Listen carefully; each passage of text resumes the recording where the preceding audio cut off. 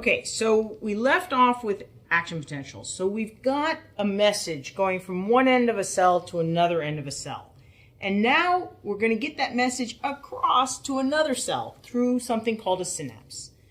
But this is like, so getting the action potential is like I have breathed out all this air and now I just have to form my lips to make sound. But in the case of the neuron, this neuron's obviously not talking in sound, it's talking in chemistry. It's talking in things called neurotransmitters. And neurotransmitters are a list of, are a number of molecules. They serve other functions in the body, but they also serve very critical function for the nervous system as neurotransmitters, as the things that communicate from one neuron to another neuron.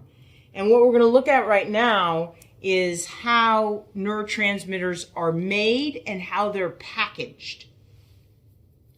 So this is a drawing of a cell. Here's the cell body, the nucleus with the DNA. Here are some mitochondria. This is the powerhouse of the cell. The endoplasmic reticulum, which is essentially the manufacturing center of the cell where proteins are made. And then we have an axon, which leads down to a synaptic terminal. And this synaptic terminal has these entities here, which are called synaptic vesicles.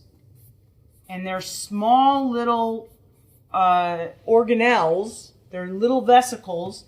They are made of a membrane, just like the cell has a cell membrane. These vesicles have a vesicular membrane.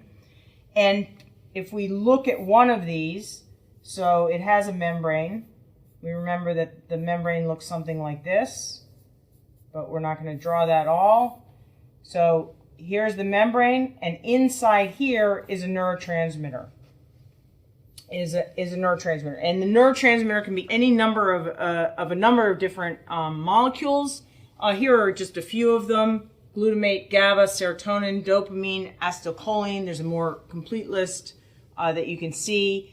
And the only other thing I want to add is why is this important? Why is it important? Well, first of all, it's important that the neurotransmitters are packaged in vesicles, and that will become important in a moment.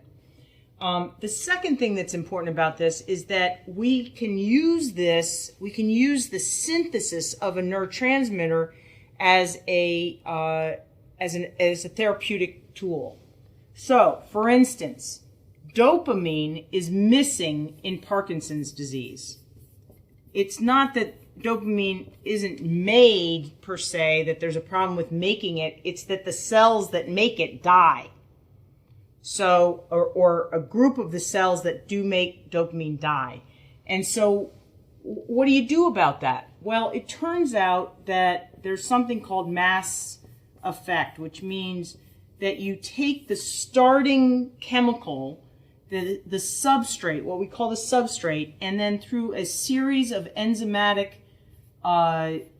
processes, through a series of enzymatic reactions, we end up with a neurotransmitter. And in the case of dopamine, in Parkinson's, there's a lack of dopamine, and so what do we do to treat that in most people with Parkinson's? We give them the substrate. And so that is what Sinemet, which is also in other countries called Parcopa. So these are drugs that provide a lot of this. And even if only a little bit of this gets made, much less than what you start with, it's more than what the person has, and it enables them, it alleviates their symptoms of Parkinson's. So you flood the system with substrate, and the goal is to get a little bit of that neurotransmitter out of the system. Okay, so that's how we're going to speak. What's coming out of the neuron's mouth, so to speak, is not sound, but neurotransmitter. Neurotransmitter that's packaged in vesicles. And in the next segment, we're going to see how how it actually gets out of the mouth.